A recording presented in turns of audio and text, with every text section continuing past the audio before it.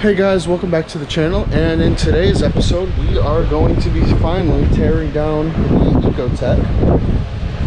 It's a 2.0 LSJ. I have to get this off because we are bringing the cylinder head to the machine shop. We're getting new valve springs, new seats, new seals, decking it, making sure everything's flat and true.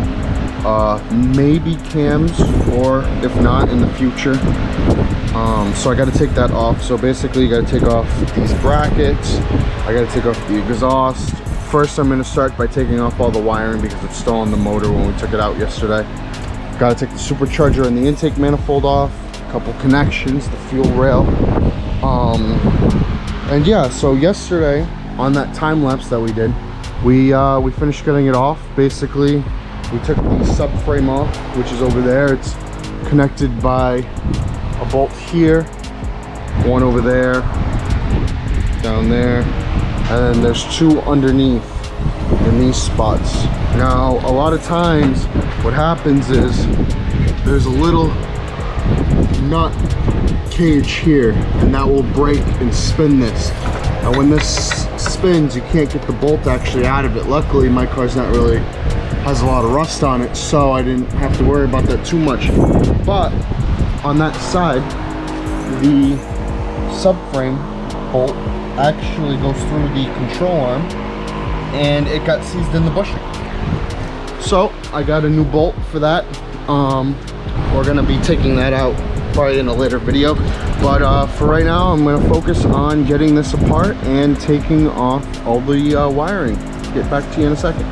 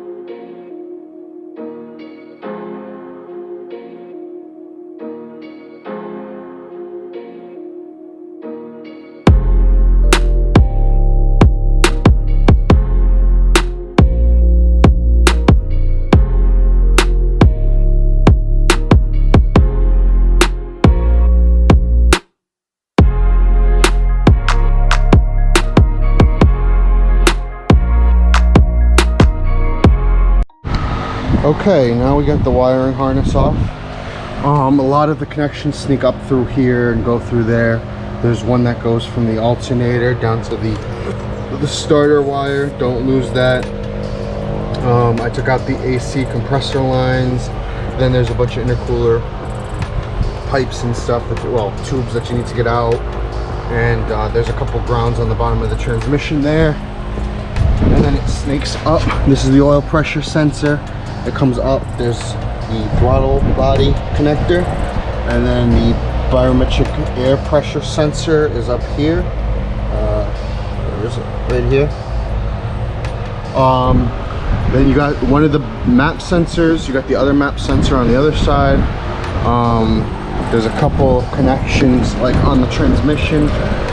All right, that sensor, the oxygen sensor, the coolant temp sensors, the cam sensor, and then the boost solenoids, and everything else kind of just came off. There's some wire harness like my injectors that you can take off individually and just leave that on the car, which is nice. The injectors also do that. And there's the harness. It's not really that big. It's not really that much stuff. I took off the radiator hoses, and then this is that fusible, well, I think it's a fusible link. I'm not entirely sure, but that goes from the alternator to the starter. Don't lose that, otherwise the car doesn't really like starting all that much. And then this is the power wire that goes from the starter to the fuse box. So next I'm going to be taking off the supercharger. It's pretty easy. There's 4 number 6 Allens, I believe that they are, and then I'm just going to tilt it because these tensioners really suck. I don't like doing them. You kind of have to finagle it and push it down, and I don't know, maybe this one's just stuck and it's just been giving me a pain, but I'm just gonna loosen those bolts. This will tip forward. When that tips forward, then I can take the blower off. I'll be right back. So I got the supercharger bolts off. It's 4 of them. The only reason why I didn't film it is because one of them, I thought it was stripped. It turns out that it wasn't.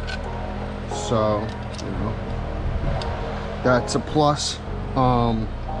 It made it so much easier to take off that supercharger belt. I'm just putting these back so I don't lose them, but it's so much better than this tensioner. I don't even like messing with that. Next we are going to take off probably the alternator, maybe the bracket for it, and the AC condenser.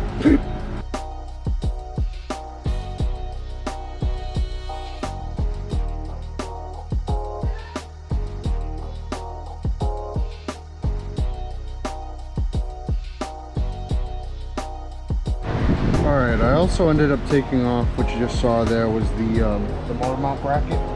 I got the AC off, I got the AC compressor off, there's the supercharger. I also got the tensioner off. Mine was just held on by this one bolt that all came off as an assembly. Now I'm going to try to get the crank bolt off.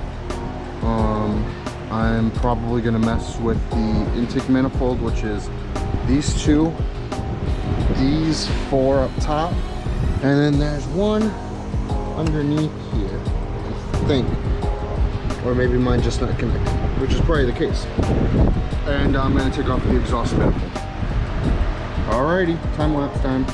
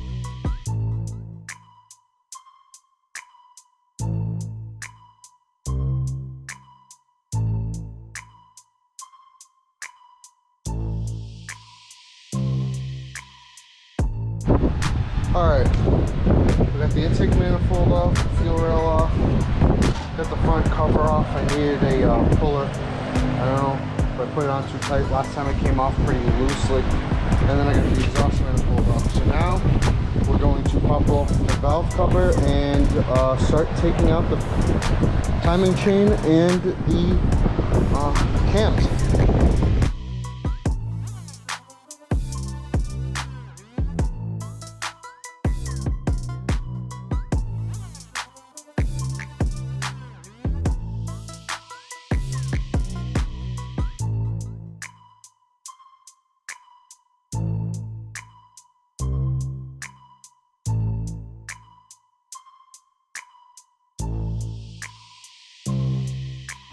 Alright, I got the valve cover off.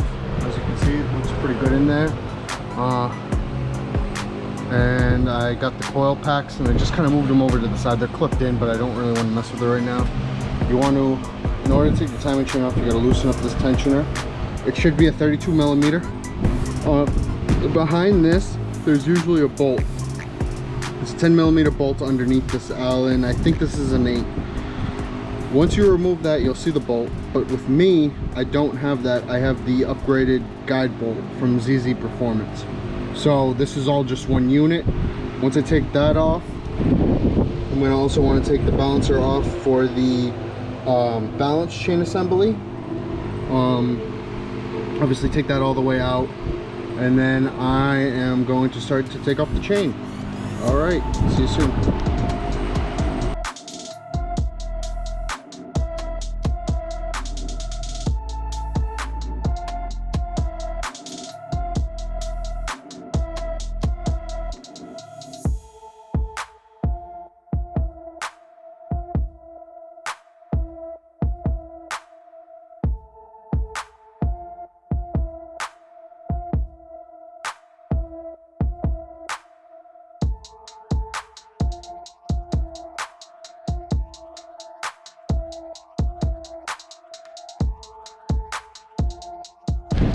All right, now we got the timing chain off. Now I stopped it just because the battery had died. I had to switch batteries, but basically one of them gears was just stuck in the head. I popped it out and everything else came out.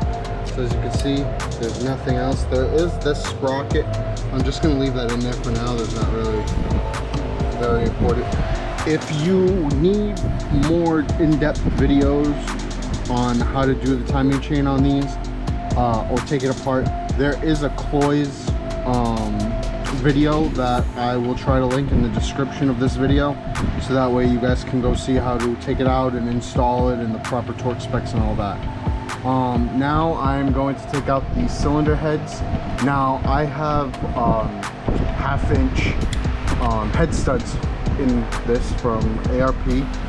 I'm going to be taking those out, and then these, there's two here, and then there's one down in there, and there's another one down in there, and those are E12 sockets. So I'm going to take those 4 out first, the small ones, and then I will take the cylinder head out. Now when you install a cylinder head, you want to go from the inside bolts out, and that's how you torque it. For removal of this motor, I'm going to go from the outside in. So I'm going to put you back on the time lapse and tripod, and we will go from there.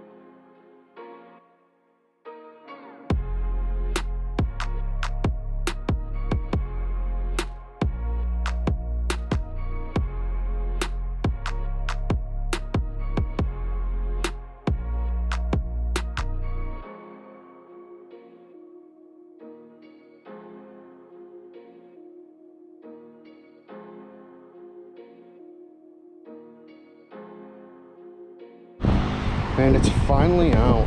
Whew. They wanted to fight me, I'll tell you that. The ARP head studs really kind of make it a pain, because it won't let you have to lift it up perfectly. I just ended up taking the head studs out and bagging them over there, taking them out, and now the head's off. So tomorrow it's gonna head off to the machine shop, get that stuff done. Tomorrow I'm probably going to come back, and we're going to start doing I'll probably unbolt the exhaust and start taking out the rear while we wait on the cylinder head to be done. Hopefully by the time that's done, I can have I got an AEM fuel pump for E85 to go in here, so hopefully it won't give me too much of a hassle. I know there is some modifying. I also have to put in a boost reference fuel pressure regulator up in this area. I gotta read the instructions on that. I'm not too familiar with it. And we gotta put the BC Racing coilovers in the back. And that's it for today. Thanks for watching the video, and have a great day.